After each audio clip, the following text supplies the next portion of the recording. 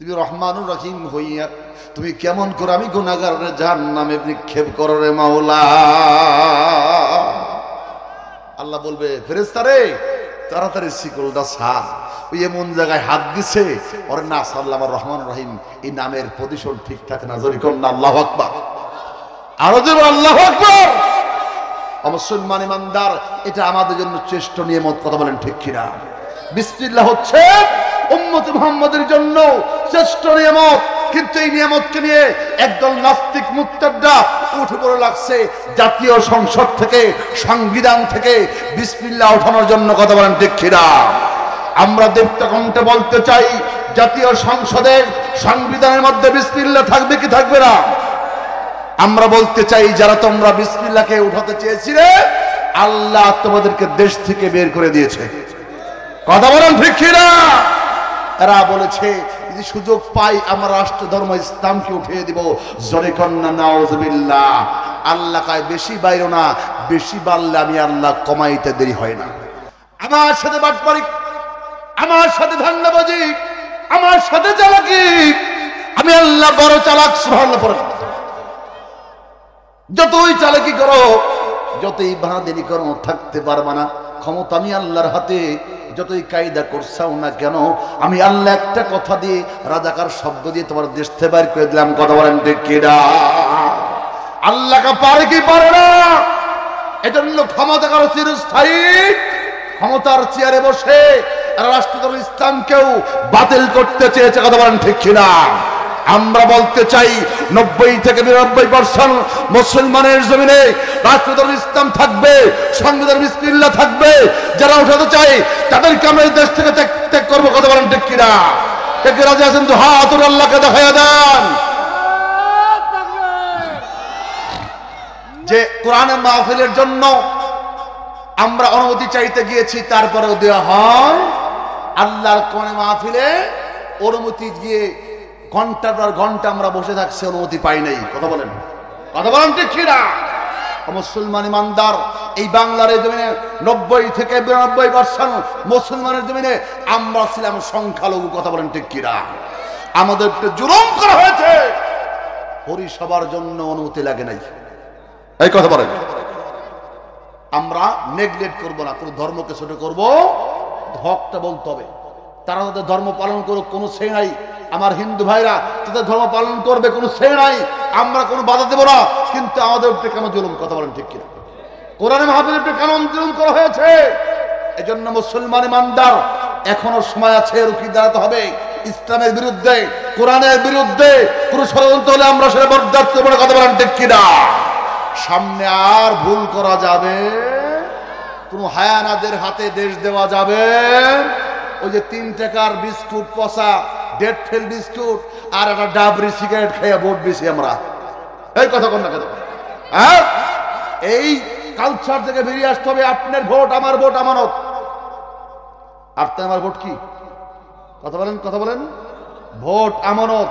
যোগ্য ব্যক্তি, কোনো দল টল নাই, যিনি ভালো লোক, আল্লাহওয়ালা, যার দ্বারা সমাজ সুসংগঠিত হবে, যার দ্বারা ইসলাম কায়েম হবে, যার দ্বারা এই জমিনে কোরআনের শাসন কায়েম হবে, ওই ব্যক্তিকে ভোট দেবো ইনশাআল্লাহ। যারা খাড়ায় মতে এগো ভোট দিলে আপনিও খাড়ায় মুতবেন। এই কথা কন না কেন? বুঝে আসছে? এই কথার মধ্যে কথা খুঁজবেন না। এগুলো ইমানি কথা। কি কথা এগুলো? কি কথা?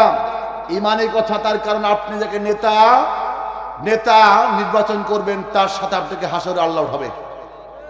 হাসরে তার সাথে। এই জন্য আপনার নেতা ভালো হতে হবে। আপনার নেতা ভালো হতে হবে। নামাজি পরহেজগার লোক যদি হয়, ইনশাআল্লাহ আমরা তার পিছে আছি। ইনশাআল্লাহ। আমার বন্ধুগণ, বলতেছিলাম সংবিধানে বিসমিল্লাহ থাকবে, রাষ্ট্রধর্ম ইসলাম থাকবে ইনশাআল্লাহ। আমি আমার মূল আয়াতের সংক্ষিপ্ত তাফসীর করে আলোচনা এটি টানবো ইনশাআল্লাহ। সকলে পড়ি আউযু বিল্লাহ।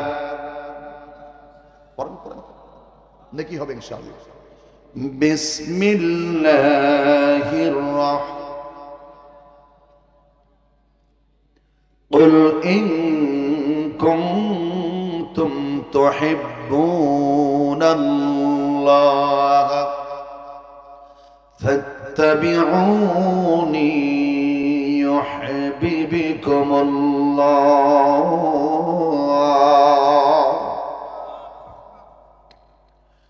ويغفر لكم ذنوبكم والله غفور رحيم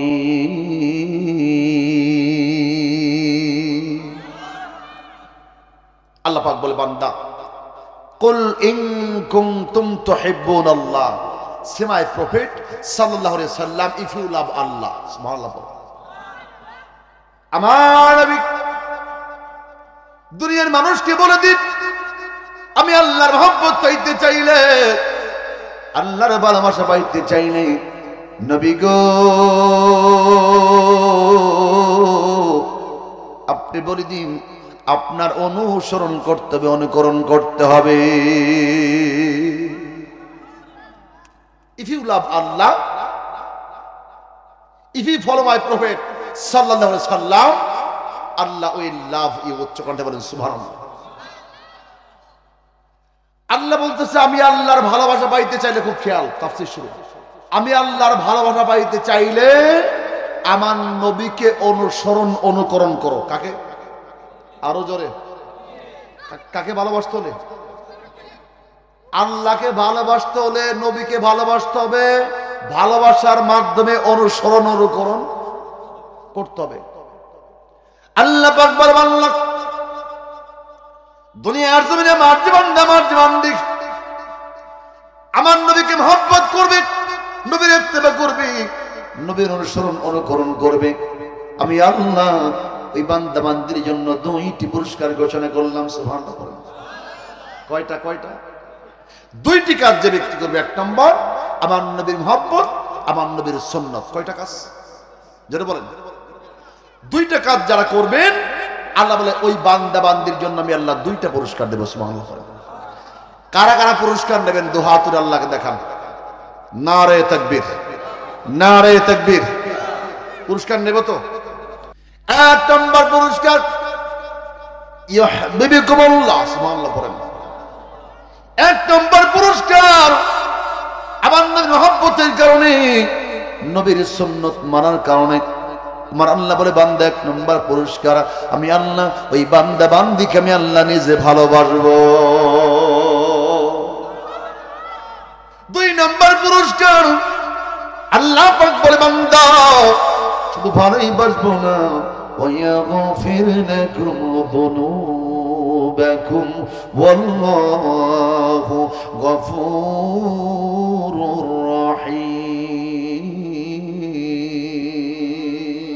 পুরস্কার দুইটার দাম কম না বেশি আরো জোরে কম এক নম্বর আল্লাহ ভালোবাসবে খুব খেয়াল করেন যদি নবীকে ভালোবাসা যায় নবীর সুন্নতের ইত্তেবা করা যায় এক নম্বর পুরস্কার আল্লাহ নিজে আমাকে আপনাকে ভালোবাসবে সুবহানাল্লাহ পড়েন দুই নম্বর I will forgive your sin I will forgive your faults জোরে বলেন সুবহানাল্লাহ আমি আল্লাহ তো ভালোবাসবই তোমার গুনাহ খাতাও মাফ করব